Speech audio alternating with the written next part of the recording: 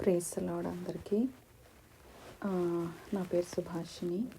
దేవుడు ఈరోజు మనకిచ్చిన వాక్యము ఇర్మియా 1వ అధ్యాయము 4-5 వచనాలు. యెహోవా వాక్కు నాకు ప్రత్యక్షమయ్యి ఇలాగూ సెలవిచ్చెను. గర్భంలో నేను నిన్ను రూపింపక మునిపే నిన్నెరిగితిని. నీవు గర్భము నుండి బయలుపడక మునిపే నేను నిన్ను ప్రతిష్ఠించితిని.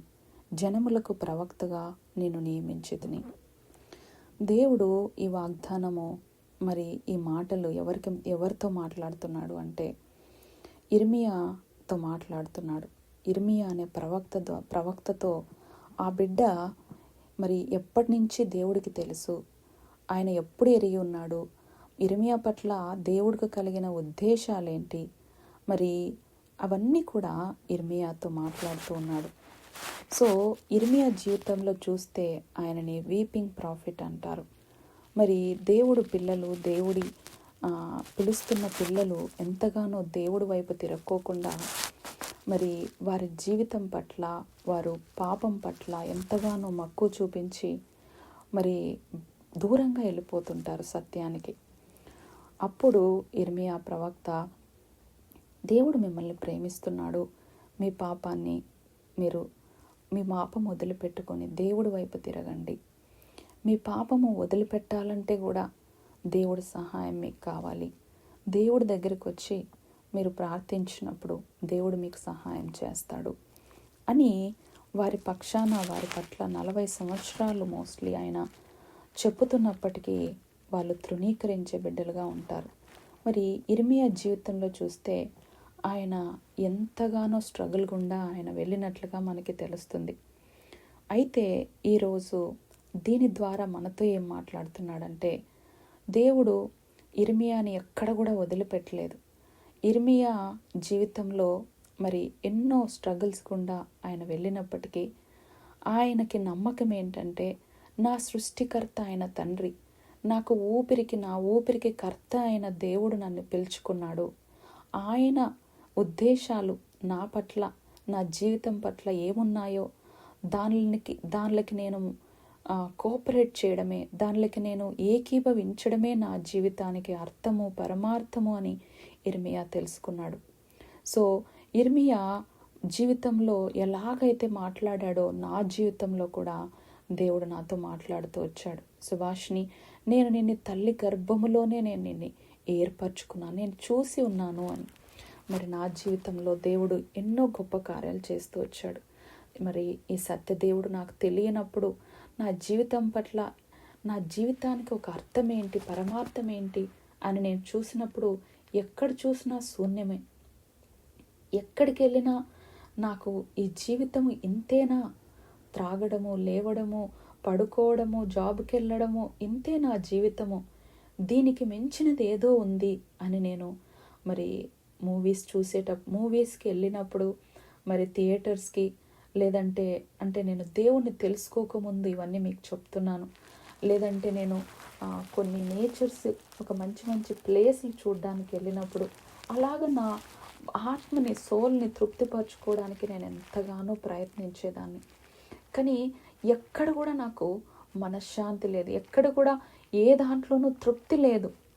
మరి ఎప్పుడు నాకు తృప్తి కలిగిందంటే, దేవుడు, సుభాషిని, నేను నిన్ను తల్లి గర్భంలోనే ఏర్పరచుకున్నాను.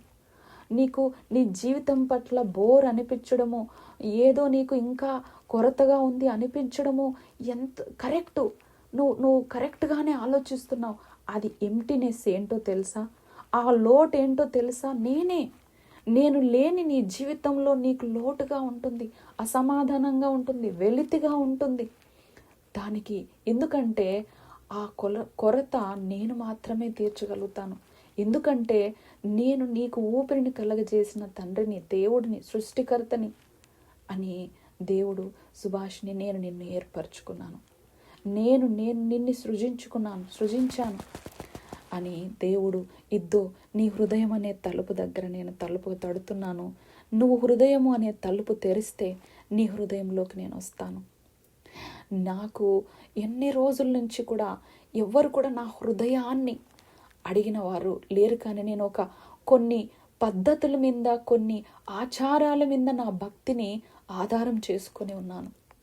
కానీ ఇప్పుడైతే సత్యదేవుడు యేసుక్రీస్తు ప్రభు ఆయనే నా మార్గము, ఆయనే నా సత్యము, ఆయనే నా జీవం అని అంటున్నాడు. మరి ఆయన ద్వారా తప్ప నేను ఆయనతో కలిసి ఉండలేను, పరలోకానికి చేరలేను. సుభాషిణి, నీ సృష్టికర్త అయిన నేనే నీ రాజుని, నేనే నీ తండ్రిని. తల్లి గర్భంలో రూపొందించబడకముందే నేను నిన్ను ఎరిగి ఉన్నాను, నేను చూసి ఉన్నాను. నాతో చేతులు కలుపు.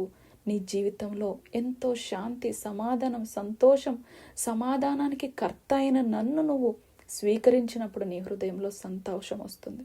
సుభాషిని, లెమ్ము, తేజరిల్లము అని దేవుడు నాతో మాట్లాడుతూ వచ్చాడు.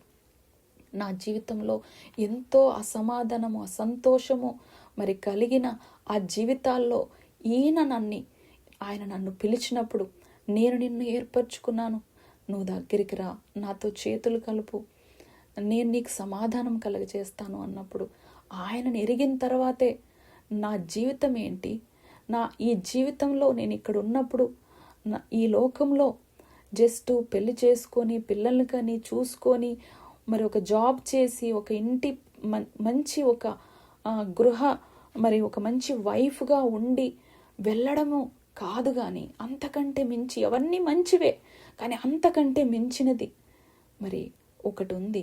ఏంటి అంటే ఆయనని అంగీకరించడం. నా సృష్టికర్త అయిన నేను ఎక్కడి నుంచి వచ్చానో అక్కడికి మళ్ళీ నేను తిరిగి వెళ్ళాలంటే ఆయనని నేను అంగీకరించినప్పుడు నా జీవితానికి ఒక అర్థం చూశాను.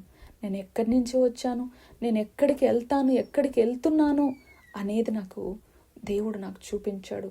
ఆయన అర్థం చూపించాడు. ఇప్పుడు సమస్తము నాకు కొత్తవిగా, సమస్తము ప్రతి ఒక్క చెట్లు, సముద్రము, పక్షులు ఏనేవి చూసినా బయట ఆయనని మహిమపరుస్తున్నాయి. ఆయన కనిపిస్తున్నాడు.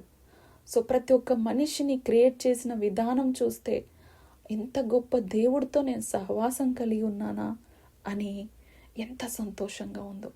ఇంత సృష్టికర్త అయిన తండ్రి నన్ను ఏర్పరచుకొని మరి మిమ్మల్ని ఈరోజు మీతో అడుగుతున్నాడా, నిన్ను ఏర్పరచుకున్నాను, నీ హృదయం అనే తలుపు తెరచు అని. సో వెయిట్ చేయకండి, మరి దేవుడితో చేతులు కలపండి. దేవుడు మీకు ఎంతో సమాధానం, సంతోషం ఇస్తాడు. మరి ప్రభువా, ఎవరైతే నాయనా ఈ ఆడియో వింటున్నారో పరిశుద్ధాత్మదేవా, వారి హృదయాన్ని కదిలించి నేను నిన్ను ఏర్పరచుకున్నాను అని నువ్వు ఈరోజు అడుగుతున్నావు, చెప్తున్నావు. వారి హృదయం అనే తలుపు తెరిచి వారి హృదయంలోకి నిన్ను అంగీకరించినట్లుగా నా జీవితంలో నువ్వు ఇచ్చిన సమాధానము వీరి జీవితంలో కూడా సమాధానం చేయమని, ఏ కన్ఫ్యూజన్స్, ఏ కయాసు, ఏవైతే వాళ్ళకి ఆందోళన ఉన్నాయో ప్రతి ఒక్కదానికి నీ దగ్గరే ప్రభు సొల్యూషన్ దొరుకుతుందని ఈ బిడ్డలకి నాయనా తండ్రి హృదయంలో అంగీకారం దయచేయమని వేడుకుంటూ యేసుక్రీస్తు నామంలో ప్రార్థించి అడిగి వేడుకుంటున్నాం తండ్రి. ఆమెన్.